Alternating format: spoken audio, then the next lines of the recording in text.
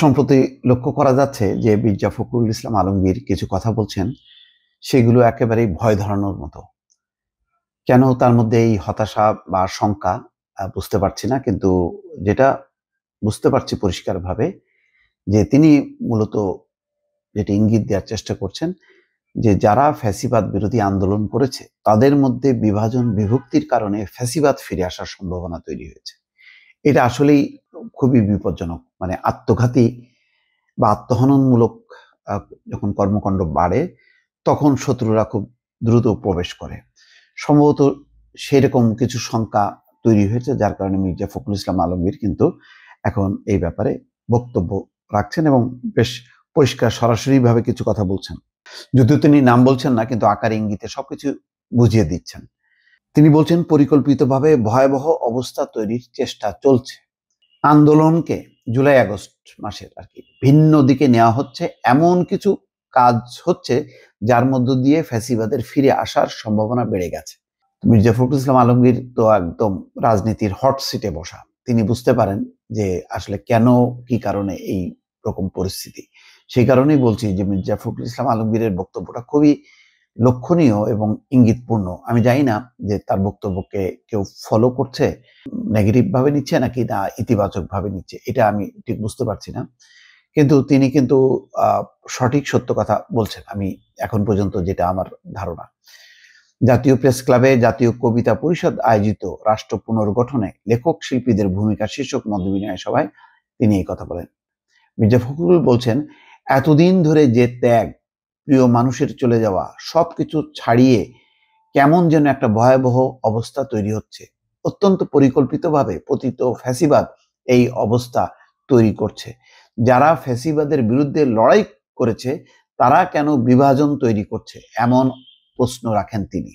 বিভিন্ন জায়গায় বিভিন্ন কথা শুনলে ভয় লাগার কথা জানিয়ে ফখরুল বলেন, পুরো আন্দোলনকে ভিন্ন দিকে নেয়ার চেষ্টা করা হচ্ছে। এটা সত্য। মানে এমন এমন কিছু ইস্যু তোলা হচ্ছে যেটা খুবই অনাকাঙ্ক্ষিত। যেমন ধরেন, হঠাৎ করে চলে আসলো প্রথম আলোর ডেইলি স্টার। কেন, কি হলো? কোনো ব্যাখ্যা নেই। হঠাৎ করে শিক্ষা প্রতিষ্ঠানে হামলার ঘটনা ঘটলো, যেটা মোল্লা কলেজ এবং সোহরাওয়ার্দী জায়গায়। হঠাৎ করে কেন ইসকন বা সাম্প্রদায়িক এই গোষ্ঠীগুলো তৎপর হয়ে গেল? বোঝা যাচ্ছে না। কিছু মৌলবাদী শক্তির নানা রকম কথাবার্তা হচ্ছে, খুবই উত্তেজিত, উস্কানিমূলক। এগুলোতেই হয়তো মির্জা ফখরুল ইসলাম আলমগীর উদ্বিগ্ন হয়েছেন এবং তিনি প্রকাশ করছেন সেটা। বিএনপির মহাসচিব বলেন, দেশের 53 বছর হয়ে গেলেও এখন পর্যন্ত শান্তিপূর্ণভাবে ক্ষমতা হস্তান্তর করা যায়নি। সবসময় যুদ্ধ, লড়াই, রক্ত ঝরানো হচ্ছে। ফ্যাসিবাদ যে কোনো সময় ফিরে আসতে পারে সেই আশঙ্কা করে মির্জা ফখরুল বলেন, দুর্ভাগ্যজনকভাবে এমন কতগুলো কাজ করছি যার মধ্য দিয়ে ফ্যাসিবাদের ফিরে আসার সম্ভাবনা অনেক বেড়ে গেছে। ইসকন প্রসঙ্গে ভারতের গণমাধ্যম থেকে তাকে প্রশ্ন করা হচ্ছে জানিয়ে মির্জা ফখরুল বলেন, তাদের একটাই প্রশ্ন, ইসকনের ব্যাপারে কি করছেন? প্রশ্নটি উদ্দেশ্যপ্রণোদিত। একটা অবস্থা তারা তৈরি করতে চায়, প্রথমবার ব্যর্থ হয়েছে, আবার তারা তৈরি করতে চায়। আমরা যেন সেখানে বিভাজন তৈরি না করি। এটাও ঠিক বুঝলাম না, এটা কি ইসকন এর ব্যাপারে কোনো পদক্ষেপ না নেয়া, নাকি ইসকনের ব্যাপারে পদক্ষেপ নেওয়া উচিত? কোনটা ইঙ্গিত দিচ্ছেন তিনি? তরুণদের উদ্দেশ্যেও তিনি খুব সতর্কবাণী দিয়েছেন। বলছেন, আপনারা দায়িত্বে এসেছেন, এ দায়িত্ব দায়িত্বশীলভাবে পালন করতে হবে, জাতিকে সামনে রেখে পালন করতে হবে। এমন কোনো হঠকারি করব না যেন আবার অন্ধকারে চলে যাই। খুবই ইঙ্গিতপূর্ণ কথা। নির্বাচন প্রসঙ্গে বলছেন, এখন লক্ষ্য একটাই হওয়া উচিত, গণতান্ত্রিক রাষ্ট্র নির্মাণের জন্য যে সংস্কার প্রয়োজন তা ন্যূনতম করে সেই ধরনের একটা রাষ্ট্র নির্মাণের জন্য নির্বাচনে যাওয়া। অনেকে বলছেন, নির্বাচনই তো গণতন্ত্র নয়। অবশ্যই তা নয়, কিন্তু তার জন্য তো একটা প্রক্রিয়ার মধ্য দিয়ে যেতে হবে। অর্থাৎ একটা লক্ষ্য তো থাকবে যে এই লক্ষ্য দিয়ে আমি নির্বাচনে যাব।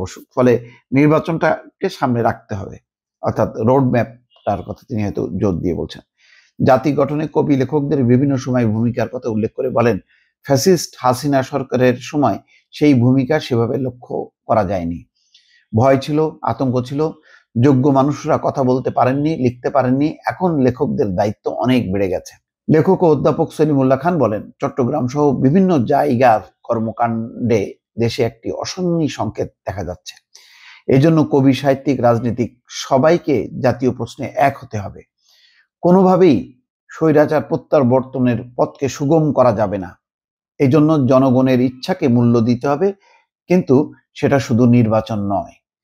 জাতীয় কবিতা পরিষদের আহ্বায়ক মোহন রায়নের সভাপতিত্বে মতবিনিময় সভায় সিপিবির সভাপতি ডাকসু সাবেক ভিপি মুজাহিদুল ইসলাম সেলিম, নাগরিক কক্ষের সভাপতি মাহমুদুর রহমান মান্না, বিপ্লবী ওয়ার্কার্স পার্টির সাধারণ সম্পাদক সাইফুল হক, গণসংহতি আন্দোলনের প্রধান সমন্বয়ক জোনায়েদ সাকি, বিএনপির ভাইস চেয়ারম্যান নুরুল ইসলাম, লেখক ও সাংবাদিক আবু সাইদ খান, জাতীয় প্রেস ক্লাবের সভাপতি হাসান হাফিজ, কবি ও সাংবাদিক সোহরাব হাসান, গণ অধিকার পরিষদের সাধারণ সম্পাদক রাশিদ খান প্রমুখ তারা বক্তব্য রাখেন।